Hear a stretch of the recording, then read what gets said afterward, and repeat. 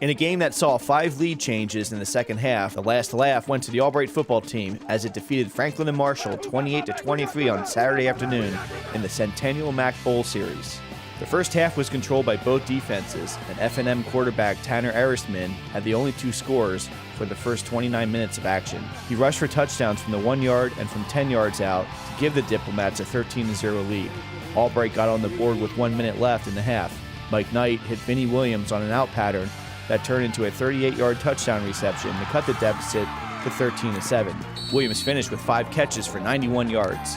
The 5 lead changes started with Romello Monroe, capping a 7-play, 81-yard drive with a 1-yard touchdown run to give Albright its first lead at 14-13, with 8:12 left in the third. The Diplomats then embarked on a long drive of their own on their next possession, moving 73 yards in 8 plays before stalling and settling for a 19-yard field goal. That made it 16-14 Franklin and Marshall. Knight threw his second touchdown pass on the next drive, connecting with Kyle Dickerson from 12 yards away to give the Lions another lead. A 2-point conversion of Williams pushed the lead to 22-16 with 1:03 left in the third.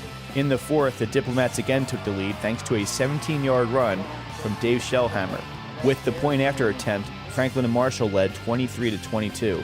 Albright took over on its own 12 with 7:30 to play, trailing by a point. Knight hit Williams on 2 completions to get the Lions down to their own 43-yard line. Then the big play on the drive came from a 49-yard run by Chris Dawson down to the Diplomats' 8-yard line. 2 plays later, Monroe rushed for his second touchdown to make it 28-23.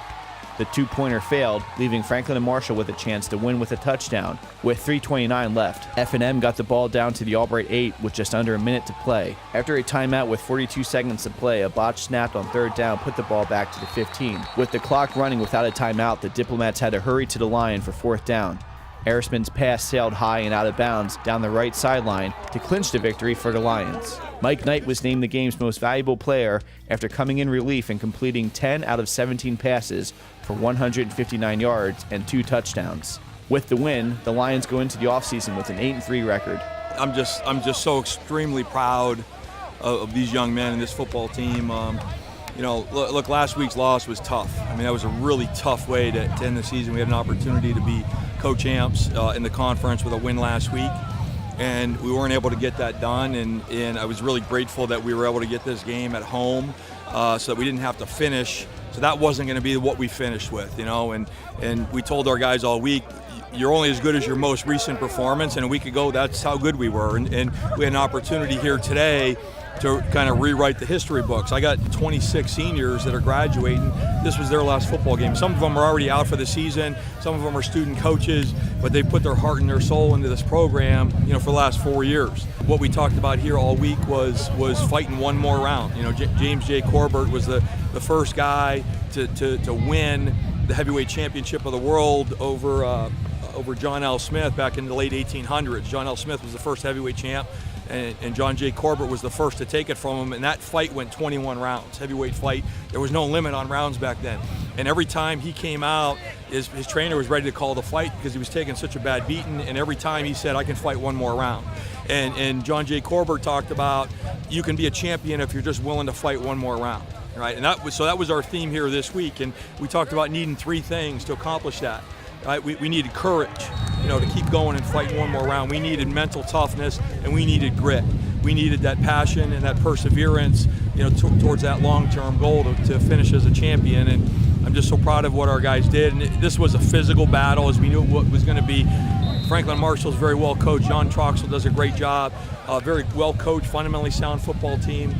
They're tough, they're physical, and they made a lot of plays. You got to give them a lot of credit for what they did today, and they took an early lead on us. To our guys' credit, we fought back just before half to get some momentum, and then came out in the third quarter and took the lead, and then we had to hold on. I mean, at the end there, they drove the whole field on us with an opportunity to win the game, in the last couple of plays, and our defense was not perfect today by any means, and we struggled in a lot of areas, run game, pass game, and gave up a lot of big plays, but we just kept we were willing to fight one more round and stand our ground, and that's what we did at the end there to win it. And so I'm just so proud of this football team, and for these seniors to send them out this way, I'm really, really pleased and proud of them. and then the momentum that we built today going into our off season here for underclassmen. So it was a great day. It was a great day for a game. Beautiful weather. Officials were great. The crowd was great, and our players proved, what they're made of. I just feel so strongly that, none of us are measured by how many times we fall down, in the face of adversity. But I think we're all measured by what you do after and how willing are you to stand up and fight another round. And our guys demonstrated their character today. I'm very pleased.